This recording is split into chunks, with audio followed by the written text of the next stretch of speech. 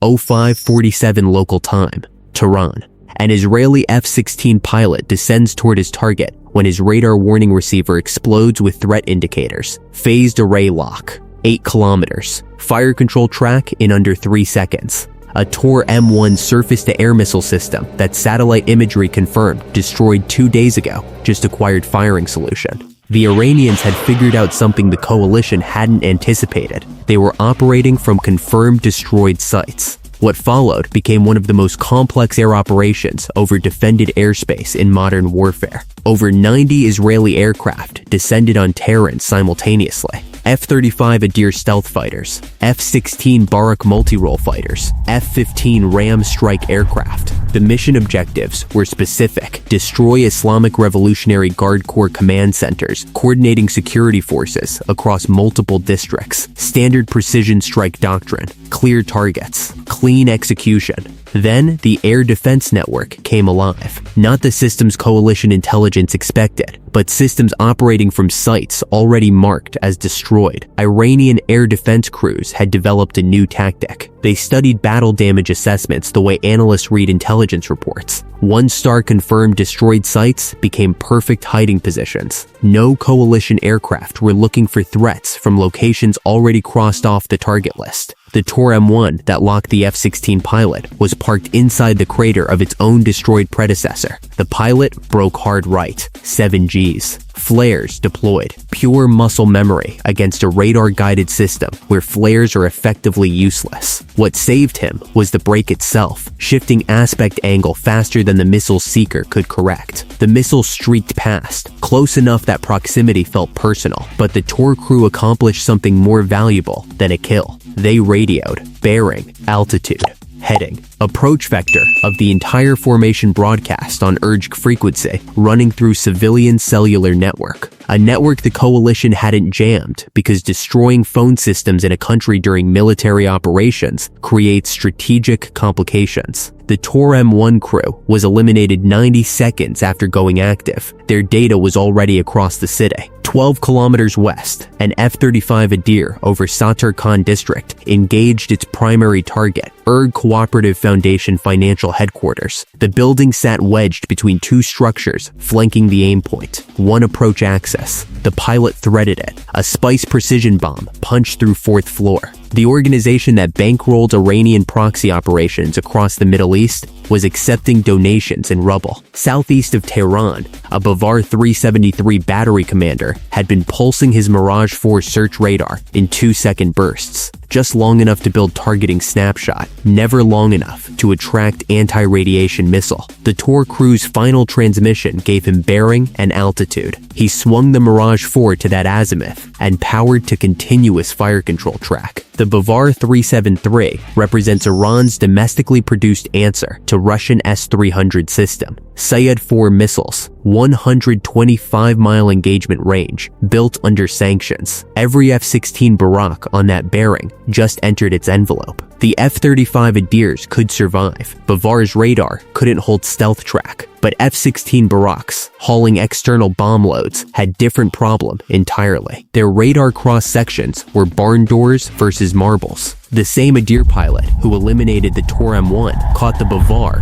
going active on his sensors. Second retask in 2 minutes. He rolled south and put weapon on it. 20 seconds later, Mirage 4 went dark permanently. 2 surface-to-air missile engagements in 3 minutes. 0 assigned ground targets hit. The Irk Intelligence Directorate in Narmak, building coordinating Iranian security forces across 4 districts, was still standing, still functioning, still untouched, and Narmak sector had no F-35 overhead for first time all morning. Below the surface-to-air missile fight, F-16 Baraks descended into 4 days of fire and smoke that made Tehran look apocalyptic. Granite flight passed through 18,000 feet watching forward-looking infrared image turn to mud. 15,000 feet worse. 12,000 feet nearly opaque. Half of Granite Lead's weapons were Spice precision bombs. Spice scene matching works like facial recognition for buildings. Preloaded image compared to what Seeker sees. Accurate to less than 3 meters. Through 4 days of accumulated haze, the Seeker saw nothing usable. Scene match failed. GPS backup, 10-meter circular error probable. At this altitude, that wasn't good enough. Hezbollah doesn't operate from isolated military compounds. Their command centers share walls with apartment buildings. Literally share them. Load-bearing concrete. Families on other side. Sub-meter accuracy puts bomb through correct window. 10 meters puts it somewhere in neighborhood. The pilots couldn't accept that. The only sensors that could still see ground were Hermes 900 reconnaissance drones orbiting below smoke layer, feeding real-time infrared to every pilot in package. Without Hermes feed, Barracks were dropping bombs on GP's coordinates they couldn't verify into neighborhoods where 10-meter miss meant wrong building. 22 kilometers west, an Iranian Yak-130 armed with R-73E infrared missiles was closing on one of those drones with solid lock. The Hermes had no countermeasures and no speed. Fat infrared return doing lazy orbits at 8,000 feet. Every other sensor and package, targeting pods, synthetic aperture radar, satellite feeds, could see through darkness, but not through particulate smoke. The Hermes orbiting below smoke layer was the only asset providing real-time ground imagery. If it went down, every pilot over southern Tehran was blind.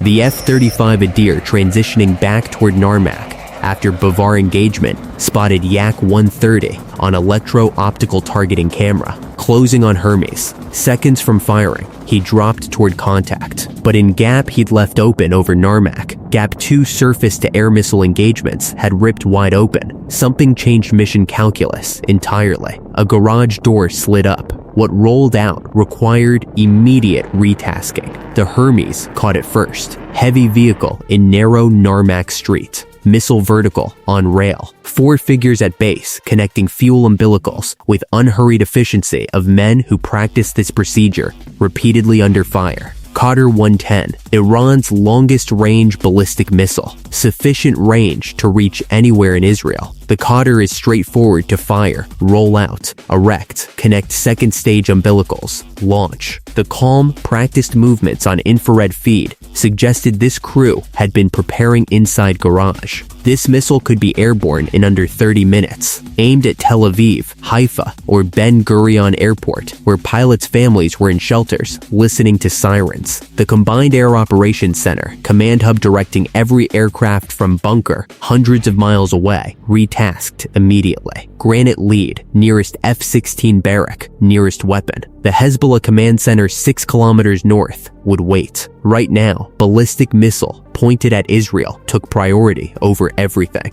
Single-seat cockpit. No weapons officer to handle targeting while he flew. Right hand on stick. Left hand punching GPS coordinates into GBU 31 that 10 minutes ago was programmed for different targets. Reprogramming joint direct attack munition in cockpit built for one person's attention while descending through residual smoke, managing radar warning receiver, and listening to tactical frequency where 90 jets were talking simultaneously. Imagine changing GPS destination while merging onto highway during thunderstorm. Except the GPS is 2,000-pound bomb, and the highway is contested airspace over city, actively trying to shoot you down. Granite Lead's 7 original aim points were now orphaned, assigned to pilot busy reprogramming bomb onto ballistic missile he hadn't known about 3 minutes ago. Combined Air Operations Center scrambled to redistribute. 2 targets rushed to F-15 Ram flight, already running heavy on fuel. 3 reassigned to barracks in adjacent sectors who had to squeeze extra aim points into attack runs already planned to the second. 2 stayed unassigned. He got coordinates programmed.